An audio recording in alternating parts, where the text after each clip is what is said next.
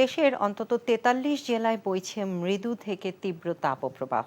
রোববার বিকেল ৩টায় সর্বোচ্চ তাপমাত্রা রেকর্ড করা হয়েছে চুয়াডাঙ্গায় ৪২.২ ডিগ্রি সেলসিয়াস। গরমে অনেকটা থমকে গেছে জনজীবন। রোদের উত্তাপে শুধু মানুষ নয়, কাবু গোটা প্রাণীকুল। দেশব্যাপী জারি করা হয়েছে হিট অ্যালার্ট। হিট স্ট্রোকে চুয়াডাঙ্গা, পাবনা, গাজীপুর, সিলেট ও নরসিংদীতে ৫ জনের মৃত্যু হয়েছে। বিস্তারিত শকত করিমের ডেস্ক রিপোর্টে।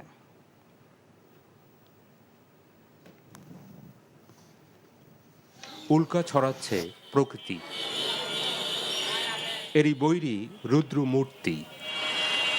আগুন ছড়াচ্ছে সূর্য। দুপুর গড়াতেই তেতে উঠছে পথঘাট, বাইরে বের হওয়াই দুষ্কর। কদিন ধরেই যশোর, চুয়াডাঙ্গা, পাবনা, রাজশাহী, কুষ্টিয়া, খুলনা সহ কয়েক জেলার তাপমাত্রা ৪০ ডিগ্রি সেলসিয়াসের উপরে। রাত দিন বইছে লু হাওয়া। কোনো রকম চলাচল করতে পারছি না। রিক্সা, ভ্যান যেখানে উঠছি মনে হচ্ছে যেন আমার দম বেড়ে যাচ্ছে। আমার বিশাল সমস্যা, বাদান হার্টের সমস্যা, গরমেতে বাবা গা দিয়ে আছে একদম। এই তাপ শরীরে নেওয়া খুব কঠিন এবং কষ্টকর বিষয় হচ্ছে। দেশ জুড়ে বৈশাখের তপ্ত গরমে বিপর্যস্ত জনজীবন। বেশি বিপাকে কৃষক, শ্রমিক সহ খেটে খাওয়া মানুষ। ইতিমধ্যে চুয়াডাঙ্গা, পাবনা, গাজীপুরে হিট স্ট্রোকে মৃত্যু ৩ জনের। প্রচন্ড গরম, এইরকম আবহাওয়া, এরকম গরম আমার জীবনে কোনোদিন দেখি নাই। তাপের সহ্য না করতে পারে এই রসটা খাওয়া। এদিকে তীব্র তাপপ্রবাহে কুষ্টিয়া সহ বিভিন্ন জেলার সরকারি বেসরকারি হাসপাতালগুলোতে বাড়ছে জ্বর, ডায়রিয়া সহ পানিবাহিত রোগীর সংখ্যা। এদের বেশিরভাগই শিশু ও বয়স্ক। অত্যধিক তাপের কারণে যেহেতু যারা কাজ করছেন বাইরে, তারা বিভিন্ন জায়গায় খাবার খাচ্ছেন, বিশেষ করে পানি খাচ্ছেন। এই পানিবাহিত বেশ কিছু রোগে তারা আক্রান্ত হচ্ছেন, বিশেষ করে ডায়রিয়া। আজকে আমাদের এই হাসপাতালে ৬০ জন ডায়রিয়া আক্রান্ত রোগী ভর্তি আছেন, এর বেশিরভাগই বাচ্চা। মানুষের পাশাপাশি গরমে হাঁসফাঁস পশু পাখিও। ফসলি মাঠ ফেটে চৌচির। এদিকে বরেন্দ্র অঞ্চল সহ বিভিন্ন স্থানে ভূগর্ভস্থ পানি নিচে নেমে যাওয়ায় সেচের পানির অভাবে উদ্বিগ্ন কৃষক। ফসল নষ্টের আশঙ্কা তাদের। আবহাওয়া অফিস বলছে, বাতাসে আর্দ্রতা বেশি থাকায় অনুভূত হচ্ছে তীব্র গরম। বৃষ্টির প্রতীক্ষায় খরার কবলে থাকা মানুষ। শওকত করিম, এনটিভি নিউজ ডেস্ক। শনিবারের তুলনায় রোববার রাজধানীতে তাপমাত্রা কিছুটা কমলেও আগামী ২৪ বা ২৫ এপ্রিলের আগে বৃষ্টির তেমন কোনো সম্ভাবনা নেই বলে জানিয়েছে আবহাওয়া অধিদপ্তর। তাই তাপপ্রবাহ অব্যাহত থাকবে। আর মে মাসের প্রথম সপ্তাহ নাগাদ দেশে তাপমাত্রা চলমান তাপমাত্রার তুলনায় আরও বাড়তে পারে বলেও পূর্বাভাস দিয়েছে প্রতিষ্ঠানটি। এদিকে তীব্র ও অতি তীব্র তাপপ্রবাহের কারণে দেশে বাড়ছে নানা ধরনের রোগবালাই। মহিদুল ইসলামের রিপোর্ট।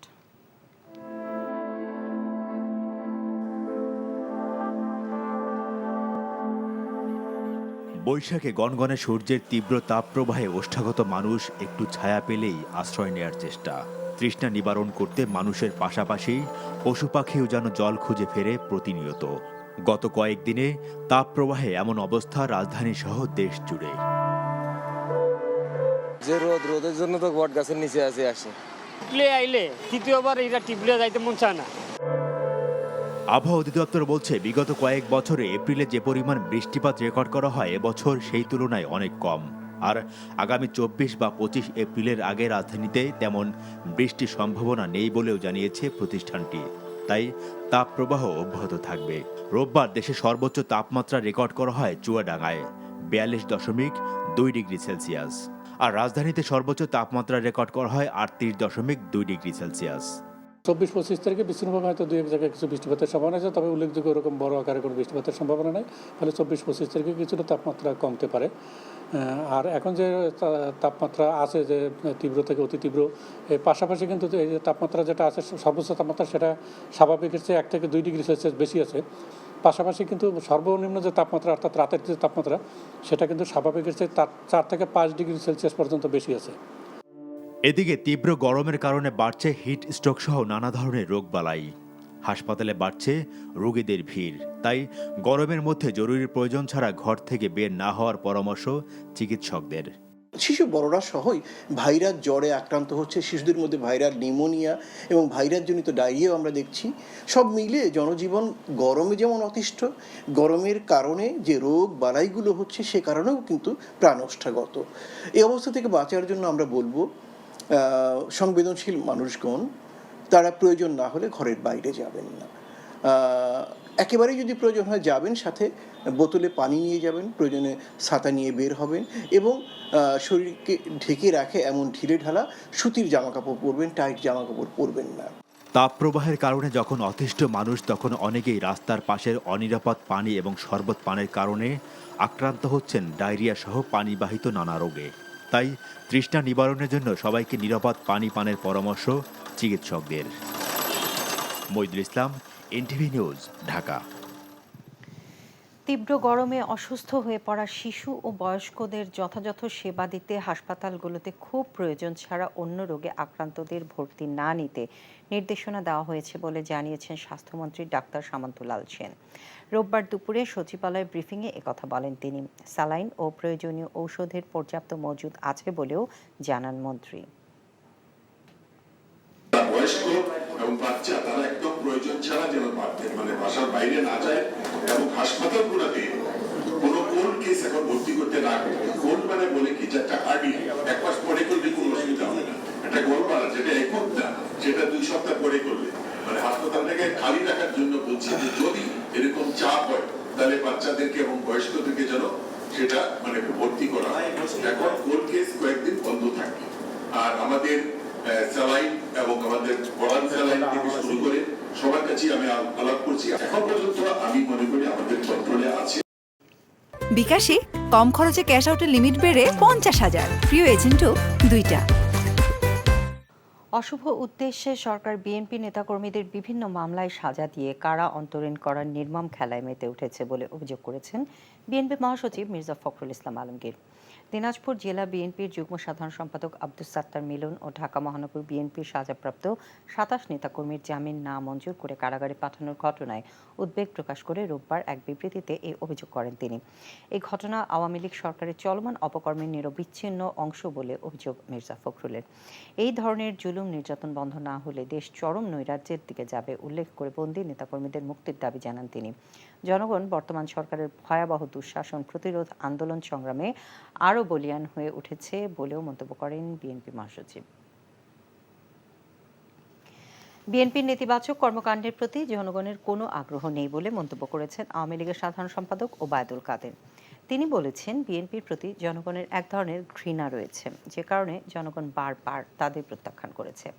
রোববার গণমাধ্যমে পাঠানো এক বিবৃতিতে এসব কথা বলেন আওয়ামী লীগ সাধারণ সম্পাদক ওবায়দুল কাদের। বিবৃতিতে তিনি আরও বলেন, বিএনপি নেতারা তাদের দুঃশাসনের দুর্বিষহ দিনগুলোয় জনগণকে ফিরিয়ে নিয়ে যেতে চান।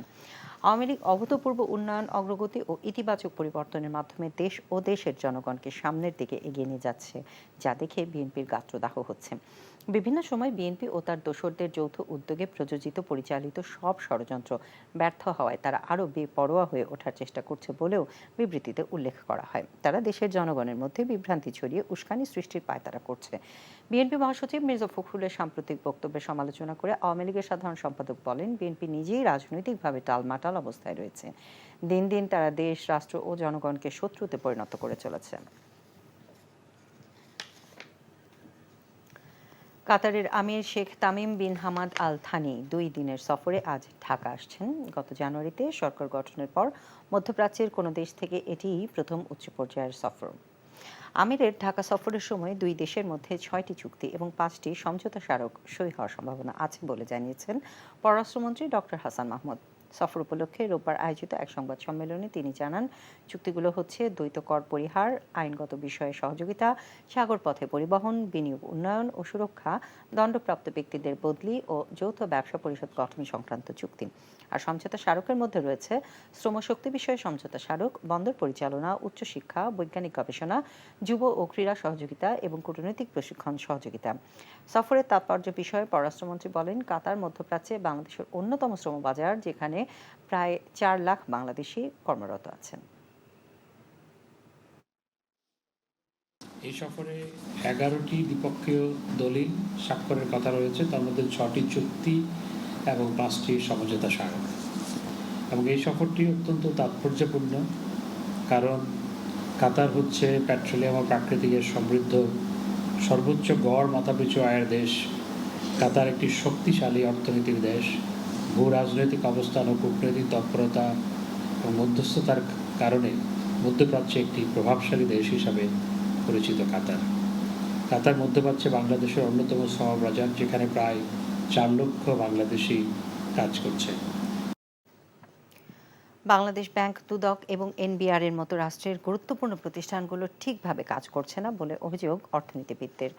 ঐক্যবদ্ধ দুর্নীতিবাজ চক্র এসব প্রতিষ্ঠানের সংস্কার কার্যক্রমকে এগুতে দিচ্ছে না বলেও মনে করছেন তারা। ঢাকায় গবেষণা প্রতিষ্ঠান সানিম আয়োজিত এক বইয়ের প্রকাশনা অনুষ্ঠানে রোববার বিশেষজ্ঞরা আরও বলেন, দেশে সুশাসন নিশ্চিতে প্রয়োজনীয় সংস্কার এগিয়ে নিতে রাজনৈতিক সদিচ্ছার অভাব আছে। হাসানুল শাওনের রিপোর্ট। সুশাসনের অভাবের মধ্যেও বিভিন্ন সূচকে বাংলাদেশের উন্নয়ন এবং গুরুত্বপূর্ণ প্রতিষ্ঠানগুলোর দুরবস্থা সহ অর্থনীতির নানা চ্যালেঞ্জের কথা উঠে এসেছে কেমব্রিজ ইউনিভার্সিটি প্রেস প্রকাশিত is the Bangladesh paradox sustainable বইটিতে। রাজধানীর ব্র্যাক সেন্টারে বইটির মোড়ক উন্মোচন অনুষ্ঠানে সানেমের বিশেষজ্ঞরা বলেন, দুর্নীতিবাজদের ঐক্যবদ্ধ জোটের কারণে আর্থিক ও প্রাতিষ্ঠানিক সংস্কার গতি পাচ্ছে না। রাষ্ট্রায়ত্ত ব্যাংকগুলোতে যে ধরনের দুর্নীতি হতো তা এখন বেসরকারি ব্যাংকগুলোতে হচ্ছে। ব্যাংক খাতে সুশাসনের অভাব স্পষ্ট হবার পরেও স্বাধীনভাবে কাজ করছে না বাংলাদেশ ব্যাংক। মার্জারের নামে এখন দোষীদের দায় মুক্তি দেওয়ার চেষ্টা করা হচ্ছে। দেশে বিভিন্ন খাতে চলমান দুর্নীতি প্রতিহতের পর্যাপ্ত উদ্যোগ নেই। স্বার্থান্বেষী গোষ্ঠী গুরুত্বপূর্ণ প্রতিষ্ঠানগুলোতে সংস্কার হতে দিচ্ছে না। আমরা মনে করি রাজনৈতিক সদিচ্ছা ছাড়া এসব প্রতিষ্ঠানের সংস্কার এগিয়ে নেওয়া সম্ভব না। বক্তারা বলেন, অর্থনৈতিক অগ্রযাত্রা টেকসই করতে এখন বড় বাধা অসৎ রাজনীতিবিদ, ব্যবসায়ী ও আমলাদের যোগসূত্র। A network of dishonest businessmen, dishonest politicians, dishonest bureaucrats. State's knowledge about the reality is not the question. State যারা রান করছে, ফাইনালি ডিসিশন নিচ্ছে, তাদের রিয়েল ইন্টারেস্ট কি? দ্যাট ইজ দ্য আসল কোশ্চেন। ব্যাংক খাতে ঋণ পুনঃতফসিলের হিসাব সঠিকভাবে করা হলে প্রকৃত খেলাপি ঋণ আরও বেশি হবে মন্তব্য করে অর্থনীতিবিদ ডক্টর রেহমান সোবহান বলেন, বাংলাদেশ ব্যাংকের মতো গুরুত্বপূর্ণ প্রতিষ্ঠানগুলোকে সক্রিয় করার বিকল্প নেই। Contested the election on the basis of a contractual commitment. প্রত্যেক সংসদ নির্বাচনের আগে ঋণ পুনঃতফসিলের সুযোগ দেওয়া হলেও তাতে কোনো লাভ হয় না, যা আসলে এক ধরনের নাটক। সত্যিকার অর্থে প্রতিষ্ঠান হিসেবে বাংলাদেশ ব্যাংকের ব্যর্থতা আছে। এছাড়া দুদক কিংবা এনবিআরও ঠিকভাবে কাজ করতে পারছে না। এ সময় প্রধানমন্ত্রীর অর্থ উপদেষ্টা ডক্টর মশিউর রহমান বলেন, আমলাতন্ত্র এখনও এদেশের বড় সমস্যা, যা সহসাই কাটিয়ে ওঠা কঠিন। Hasanul Shaon, NTV news, Dhaka. যুক্তরাষ্ট্রের বাজারে বাংলাদেশের পণ্যের শুল্কমুক্ত সুবিধা পেতে শ্রম আইন আরও শক্তিশালী করতে দেশটির পক্ষ থেকে পরামর্শ দেওয়া হয়েছে বলে জানিয়েছেন বাণিজ্য মন্ত্রণালয়ের সিনিয়র সচিব তপন কান্তি ঘোষ। রোববার বিকেলে সচিবালয়ে trade and investment cooperation forum agreement TICFA কাউন্সিলের বৈঠক শেষে একথা জানান তিনি। এছাড়া শিল্প কারখানার মালিকরা আইন ভঙ্গ করলে মালিকদের বিরুদ্ধে ব্যবস্থা নেবারও আহ্বান জানিয়েছেন যুক্তরাষ্ট্রের প্রতিনিধি দলের সদস্যরা। যুক্তরাষ্ট্রের বাজারে তৈরি পোশাকের বাইরে আরও পণ্য রপ্তানির বিষয়েও আলোচনা হয়েছে বলে জানান বাণিজ্য সচিব। বৈঠকে প্রযুক্তির বিনিময় নিয়ে আলোচনার পাশাপাশি কৃষি পণ্য রপ্তানির ক্ষেত্রে দেশটির যে বিশেষ অনুমোদন প্রয়োজন সে বিষয়ে সহযোগিতারও আশ্বাস মিলেছে বলে জানান তিনি। বিকাশে কম খরচে ক্যাশ আউটের লিমিট বেড়ে 50,000, প্রিয় এজেন্টও 2টা। দেশ কঠিন সময় পার করছে উল্লেখ করে এই অবস্থা থেকে উত্তরণে ঐক্যবদ্ধ আন্দোলনের আহ্বান জানিয়েছেন প্রবীণ রাজনীতিবিদ, গণফোরাম প্রতিষ্ঠাতা ও এমিরেটাস সভাপতি ডক্টর কামাল হোসেন। রোববার বিকেলে জাতীয় প্রেস ক্লাবে নিজের 87তম জন্মদিনের অনুষ্ঠানে এই আহ্বান জানান তিনি। এ সময় তার নেতৃত্বে আন্দোলনের অঙ্গীকার করেন কয়েকটি রাজনৈতিক দলের নেতারা। তামসিদ সুমনের রিপোর্ট। প্রবীণ রাজনীতিবিদ ও সংবিধান প্রণেতাদের অন্যতম ডক্টর কামাল হোসেনের জন্মদিন পালন করতে গণফোরামের পক্ষ থেকে এই আয়োজন। কেক কেটে উদযাপন করা হয় তার জন্মদিন, যেখানে উপস্থিত হন দেশের বেশ কয়েকটি রাজনৈতিক দলের নেতারা। অনুষ্ঠানে অংশ নিয়ে দেশের রাজনীতিতে ডক্টর কামাল হোসেনের অবদান তুলে ধরে উপস্থিত রাজনীতিবিদরা দেশের বর্তমান সংকট মোকাবেলায় তার নেতৃত্বেই ঐক্যবদ্ধ হওয়ার আকাঙ্ক্ষা ব্যক্ত করেন। ভ্রষ্ট পথে পরিচালিত নষ্ট রাজনীতি যখন সমাজ ছেয়ে যায়, তখন আদর্শনিষ্ঠ মানুষেরা কোণঠাসা হয়ে পড়ে। মানুষ মনে করে যে এত যে লড়াই, সেই লড়াইয়ের পরে আমরা যে রাষ্ট্র সমাজ চাই সেটা পাবো, সেই নেতৃত্ব কি সামনে আছে? ডক্টর কামালের দিকে ওই রকম আঙ্গুল তুলে কথা বলবার মতো কোনো বিষয় নাই। আর এখনকার সংকটের জন্য ওই রকম রাজনৈতিক চরিত্রই দরকার। সময়ের প্রয়োজনে সংবিধানকে যুগোপযোগী করতে ডক্টর কামালকেই দায়িত্ব নিতে হবে বলে মনে করেন প্রবীণ এসব রাজনীতিবিদ। আমাদের সংবিধানে যে কালো ধারাগুলো আছে, কামাল ভাই এ ব্যাপারে তিনি ৭২ সালে যে ঐতিহাসিক কাজ সম্পন্ন করেছিলেন, এই ২৪-২৫ সালে এসে তিনি জীবনের এই শেষ পর্যায়ে এসে তিনি যদি এ ব্যাপারে একটা গুরুত্বপূর্ণ ভূমিকা পালন করেন, দেশের জন্য, জনগণের জন্য, ভবিষ্যতে গণতান্ত্রিক আন্দোলনের জন্য, এদেশের মানুষের জন্য অসাধারণ একটা কীর্তির কাজ হবে। ডক্টর কামাল হোসেন ছিলেন ওই শাসক শ্রেণীর মধ্যেই আরেকটি অংশের প্রতিনিধি, যারা সাধারণ মানুষের পক্ষে একটা গণতান্ত্রিক ধারা নির্মাণ করতে সেখানে চেয়েছেন। পরে দেশের সংকট মোকাবেলায় সবাইকে ঐক্যবদ্ধ হবার আহ্বান জানান গণফোরামের প্রতিষ্ঠাতা। আসেন আজকে আমরা সিদ্ধান্ত নিই যে আমরা ঐক্যবদ্ধ হয়ে দেশকে এই কঠিন অবস্থা থেকে মুক্ত করার জন্য জনগণকে ঐক্যবদ্ধ করে আমরা ঐক্যবদ্ধ আন্দোলন চালিয়ে যাব। Tamjid Suman, NTV news, Dhaka. প্রধানমন্ত্রী শেখ হাসিনার বলিষ্ঠ নেতৃত্বে দেশ আরও এগিয়ে যাবে বলে মন্তব্য করেছেন রিয়াদ আওয়ামী লীগ নেতারা। এনটিভি সৌদি প্রতিনিধি ফারুক আহমেদ চান জানান, রিয়াদে প্রবাসী গোপালগঞ্জ আওয়ামী পরিবার আয়োজিত ঈদ পুনর্মিলনী অনুষ্ঠানে এই কথা বলেন তারা। এতে প্রধান অতিথি ছিলেন গোপালগঞ্জ জেলা আওয়ামী লীগের সাধারণ সম্পাদক GM শাহাবুদ্দিন আজম, রিয়াদ মহানগর যুবলীগ সভাপতি আরকান শরীফের সভাপতিত্বে ও রিয়াদ জেলা স্বেচ্ছাসেবক লীগ সিনিয়র সহসভাপতি মোল্লা লিটুর সভাপতিত্বে অনুষ্ঠানে বক্তব্য দেন ইসলামী চিন্তাবিদ ডাক্তার রফিকুল ইসলাম, গোপালগঞ্জ যুবলীগের সাংগঠনিক সম্পাদক শেখ শাহাবুদ্দিন হিটু সহ বিশিষ্টজনেরা। জনগণ একতরফা দামি নির্বাচন প্রত্যাখ্যান করেছে বলে মন্তব্য করেন সৌদি প্রবাসী বিএনপি নেতারা। এনটিভি জেদ্দা প্রতিনিধি মাসুদ সালিম জানান, জেদ্দায় আল নোজা সারেহেরা হাই আল নাইম বিএনপির ঈদ পুনর্মিলনী অনুষ্ঠানে একথা বলেন তারা। এতে সভাপতিত্ব করেন সংগঠনের সভাপতি আবুল কালাম সওদাগর কামাল। সাধারণ সম্পাদক ইকবাল হোসেনের সঞ্চালনায় প্রধান অতিথি ছিলেন পশ্চিমাঞ্চল বিএনপি সমন্বয় কমিটির সদস্য সচিব মোহাম্মদ শাহজাহান। বক্তব্য দেন জেদ্দা মহানগর বিএনপি সিনিয়র সহসভাপতি আব্দুল হান্নান, সাধারণ সম্পাদক মোহাম্মদ তসলিম উদ্দিন সহ অনেকে। কাতারে ঈদ পুনর্মিলনী ও সাংস্কৃতিক অনুষ্ঠানের আয়োজন করে কাতারস্থ ফেনী সমিতি। এনটিভি কাতার প্রতিনিধি আমিনুল হক কাজল জানান, অনুষ্ঠানের প্রধান অতিথি ছিলেন কাতারস্থ বাংলাদেশের রাষ্ট্রদূত মোহাম্মদ নজরুল ইসলাম। সমিতির প্রতিষ্ঠাতা সভাপতি শহীদুল্লাহ কায়সারের সভাপতিত্বে তৌহিদুল ইসলাম রাসেলের সঞ্চালনায় বক্তব্য দেন শাহজাহান সাজু, সমিতির সাধারণ সম্পাদক মোকাররম আলী চৌধুরী সহ মেজবাউদ্দিন পাটোয়ারি সহ অন্যরা। বৈশাখী ব্যান্ডের পরিবেশনায় মনোজ্ঞ সাংস্কৃতিক অনুষ্ঠান, খেলাধুলা ও রাফেল ড্র শেষে পুরস্কার বিতরণ করা হয়। কুয়েত মুক্তিযোদ্ধা স্পোর্টিং ক্লাবের অভিষেক উপলক্ষে আলোচনা সভার আয়োজন করা হয়। এনটিভি কুয়েত প্রতিনিধি আলামিন সরকার জানান, অনুষ্ঠানে সভাপতিত্ব করেন কুয়েত মুক্তিযোদ্ধা স্পোর্টিং ক্লাবের সভাপতি তারেক হাসান। মামুনুর রশিদ ও মনির খানের যৌথ সঞ্চালনে প্রধান অতিথি ছিলেন প্রকৌশলী মোহাম্মদ ফরিদ উদ্দিন। বিশেষ অতিথি ছিলেন বাংলাদেশ ফুটবল অ্যাসোসিয়েশনের সভাপতি মোর্শেদ আলম ভূঁইয়া, বিমল কান্তি রায় সহ ক্লাবের প্রবাসী খেলোয়াড় এবং সদস্যরা।